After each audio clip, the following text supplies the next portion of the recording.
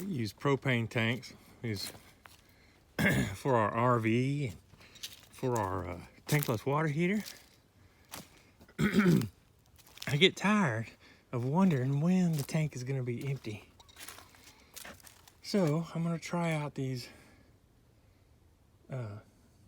little gauges and see if they actually work.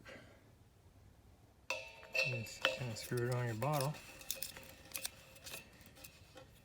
Get it nice and snug so it don't leak. And hook up your hose to the other end of it.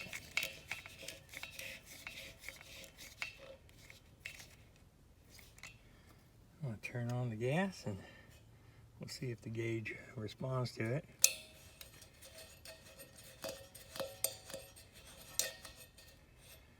Alright, so we've already used a little bit out of this tank.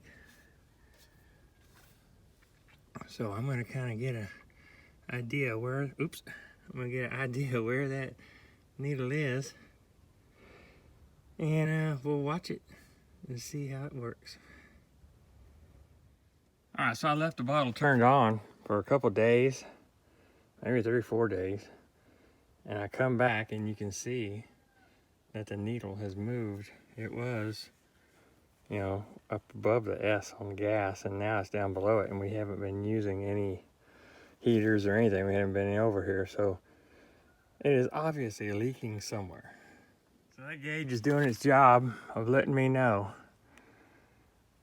I'm gonna spray all the connections with just soap water, just dish soap and water. I had a leak over there a couple years ago. I replaced the hose. I don't see any bubbles anywhere.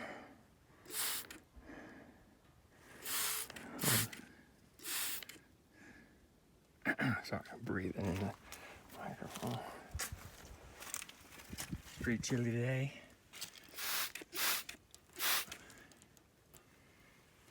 I'll spray everything.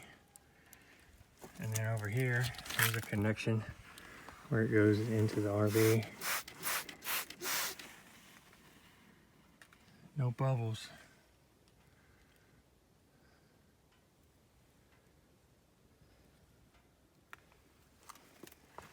Always make sure in your RV that you have a good working propane and carbon monoxide detector. I believe this is where the gas goes into your refrigerator. If the electricity is off and you want to have your refrigerator work from propane, there's that connection. I don't see any bubbles. Here at the water heater, spray this connection. The sun's kind of shining so funky, you can't see very good. I spray everything just in case one of these, that regulator is leaking or something. I don't see any bubbles here. I don't know if that's a little bit of bubbles down below there, but if it is, that's very little. It's not really bubbling. All right, we'll check something. Okay, I'm under the RV where the gas goes into the water heater.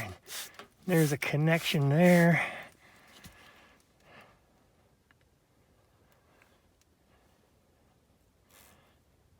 Don't see any bubbles.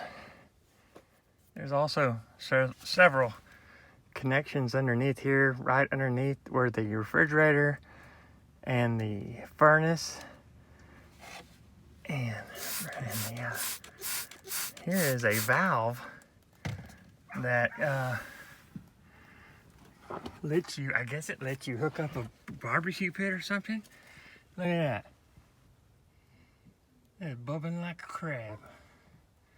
So there's a leak. That's probably enough to slowly empty your tank.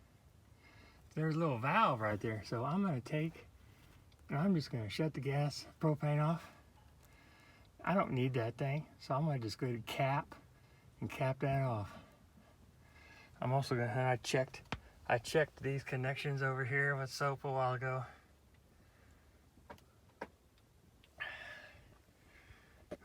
The helpers have showed up. Freya. Alright, so I'm going to attempt to remove this valve that's leaking.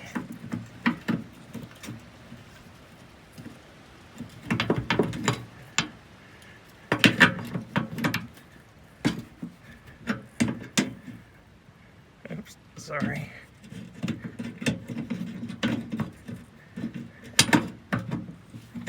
Alright, well that come off pretty easily. Well, I wish I would have bought a different size cap. Now I might have to put the cap way back here.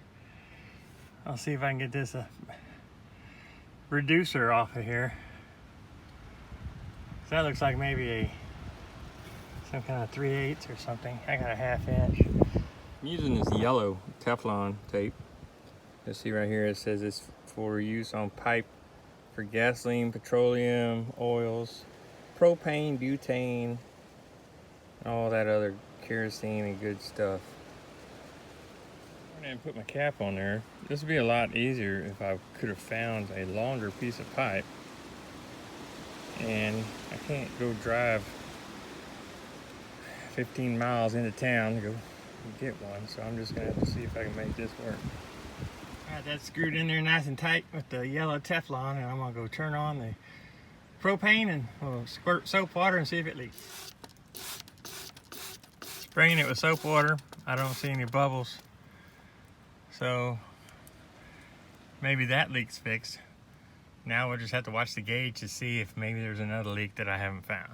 I'm also soaping this connection for the gas propane furnace.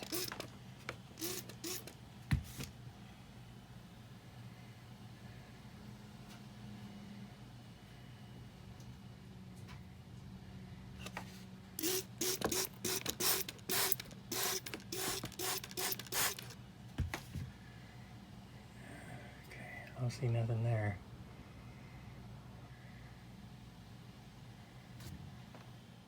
Also checking this connection here in the stove and down in the oven.